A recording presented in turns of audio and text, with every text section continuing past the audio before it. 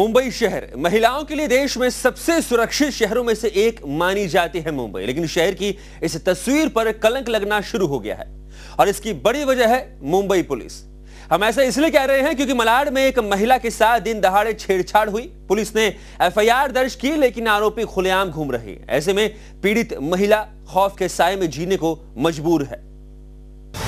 मुंबई में सुरक्षित नहीं रही महिलाएं, गुंडे सरेआम करते हैं छेड़खानी, थाने में दर्ज हुई एफआईआर, फिर भी अपराधी नहीं हुए गिरफ्तार। उधर बिल्डिंग के नीचे मेरे को लोग ने 4 जन ने पकड़ा और मेरे साथ इतनी गंदी हरकतें, सब अश्लील हरकत की मेरे साथ वो लोग ने, और फिर उधर से मेरे को लोग ने धमकी दी। ये है मलाड के कुरार विलेज की रहने वाली भानु नायक। भानु 17 दिसंबर को रोज की तरह घर से निकली थी अपने बच्चों को ट्यूशन से लाने, लेकिन उनके साथ जो हुआ उसे वो ताउम्र नहीं भूल पाएंगी। भानु का आरोप है कि रास्ते में खड़े एनसीपी के कार्यकर्ताओं ने उन्हें गली में खींच लिया और उनके साथ छेड़छाड़ की। यही नहीं, इसका एमएमएस बनाकर उन्हें ब्लैकमेल करने की भी कोशिश की। छोटे बच्चे स्कूल से ट्यूशन से तो मैं उधर से गई, तभी उधर एक बिल्डिंग है, उधर बिल्डिंग के नीचे मेरे को लोग ने 4 जन ने पकड़ा और मेरे साथ इतनी गंदी हरकतें, सब अश्लील हरकत की मेरे साथ वो लोग ने, और फिर उधर से मेरे को लोग ने धमकी दी कि तू अगर हमारी बात नहीं मानेगी तो हमने तेरे फोटो और वीडियो हमारे पास है, हमने सब शूट किए। हादसे के बाद भानु ने डिंडोशी पुलिस स्टेशन में मामला दर्ज कराया। आरोपी महाबली गुप्ता, अल्पेश परमार और उनके 2 साथियों के खिलाफ पुलिस ने छेड़छाड़ और धमकाने का मामला तो दर्ज कर लिया, लेकिन गिरफ्तारी अब तक नहीं हुई। आरोप लग रहे हैं कि पुलिस नेताओं के आगे बिक गई है। ऊपरी अधिकारी के पास पीड़ित औरत गया था, डीसीपी के पास 2 बार गया था, कल ही एडिशनल कमिश्नर के पास गया था। वहाँ पर भी पुलिस को जब पूछा गया है तो वहाँ का जो वरिष्ठ है वो बोल रहा है कि इसमें हमारा तपास चालू है। मुझे ये समझ में नहीं आता है तपास कैसा होगा जब आरोपी को तुम अरेस्ट ही नहीं करेगा, उसके अंदर इन्वेस्टिगेशन कैसा होगा। वहीं एनसीपी का दावा है कि आरोपी बेकसूर है और उन्हें फंसाने की कोशिश की जा रही है। मुझे इसके बारे में अगर इसने ऐसा गुनाह किया रहेगा तो उनको अरेस्ट होना चाहिए, सबसे पहली बात है। लेकिन जहाँ तक मुझे जानकारी है, क्या मुझे मालूम है कि ये लोग ऐसे नहीं है। उधर महिला का आरोप है कि उसे जान से मारने की धमकियां मिल रही हैं, लेकिन पुलिस अब भी इस मामले में चुप्पी साधे हुए है। इस केस के बारे में जब हमने यहाँ के सीनियर पीआई काकड़े साहब से बात करने की कोशिश की तो उन्होंने कैमरा के सामने कुछ भी कहने से मना कर दिया। क्या पुलिस मामले को दबाने और आरोपियों को बचाने की कोशिश कर रही है? सवाल ये भी उठ रहे हैं कि अगर पुलिस को कोई कार्रवाई नहीं करनी थी तो एफआईआर क्यों दर्ज की गई? गिरीश गायकवाड़, टीवी9। और इस वक्त हमारे साथ जुड़ चुके हैं 2 मेहमान। एक हैं पीड़ित महिला भानु और दूसरे हमारे साथ जुड़े हुए सामाजिक कार्यकर्ता कृष्ण हमारे साथ हैं। सबसे पहले बात करेंगे भानु से। भानु, आप बताएं कि आपके साथ जो भी कुछ हुआ उसके बाद आपको लगता है कि पुलिस ने आपकी पूरी तरह से मदद की है? जी नहीं, अभी तक कोई मदद नहीं की है। मैं आज की तारीख में अभी और परेशान हूँ। जो मेरे साथ हरकत की है, मैं इसलिए बहुत पुलिस स्टेशन के चक्कर भी काट चुकी हूँ, लेकिन मेरे को कोई न्याय नहीं मिला है। मैं डीसीपी साहब के पास भी गई थी। उन्होंने जब भी बोला तभी उनके दबाव में आके तभी मैं एफआईआर मेरी दर्ज की है। बाकी आज की तारीख में भी वो मुजरिम आज की तारीख में भी वैसे ही घूम रहे हैं और मेरे को मेरे बच्चों के साथ उधर ट्यूशन में मेरे को उधर छोड़ने जाने के लिए भी डर लगता है, क्योंकि वो ऐसे है कि मैं महफूज नहीं हूँ या मेरे बच्चे भी महफूज नहीं है वहाँ पे।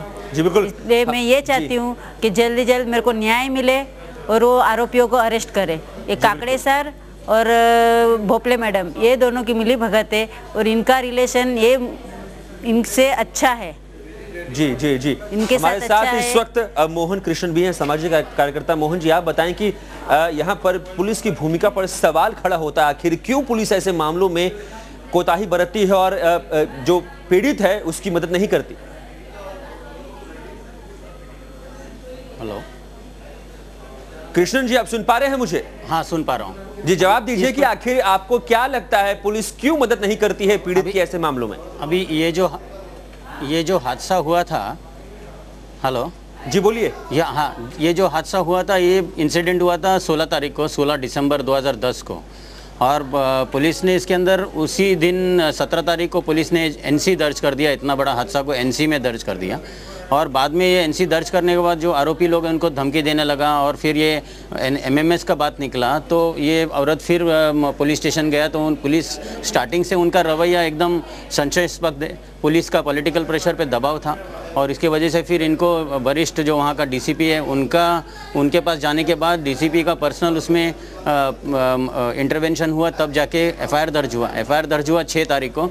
आज के तारीख में 2 हफ्ता होने को आया। पुलिस उसके अंदर एक ही चीज़ होता है, जब ये पीड़ित महिला जब जा रहा है वरिष्ठ अधिकारियों के पास, तब वहाँ से जब डिंडोशी का जो कंसर्न्ड ऑफिसर को जब फ़ोन आता है तो वो एक ही बात बोल के बैठ जाता है कि हमारा तपास चालू है। एक एफआईआर दर्ज होने के बाद जब इन्वेस्टिगेशन स्टेज आता है, एफआईआर में पहला तो आरोपी कॉग्निजेबल ऑफेंस में अरेस्टेड है। कॉग्निजेबल ऑफेंस में अरेस्ट होना है, तो अरेस्ट क्यों नहीं हो रहा है और इन्वेस्टिगेशन क्या हो रहा है? जब आरोपी अरेस्ट नहीं होता इन्वेस्टिगेशन क्या होगा? तो ये पुलिस का जो रवैया है एकदम डाउटफुल है और नेक्सस इसमें क्लियरली है, पॉलिटिकल प्रेशर है, इसकी वजह से इसमें ऐसा हो रहा है। भानु, आप बताइए कि आखिर कितने दिनों से आपको ये तमाम लोग छेड़ रहे थे, आपको परेशान कर रहे थे?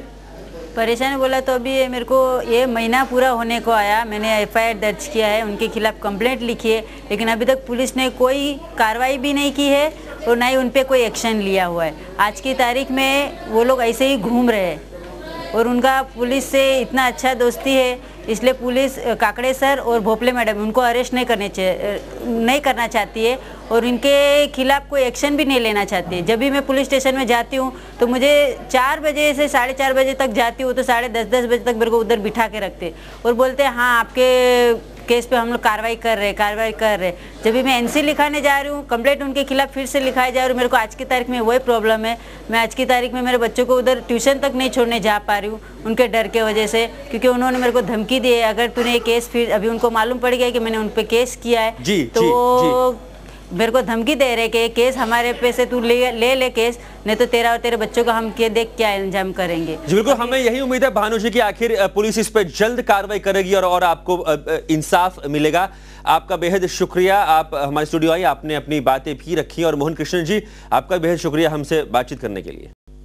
फिलहाल मेरे साथ बस इतना ही और इसके बाद आप देख सकते हैं इस घंटे की टॉप स्टोरी।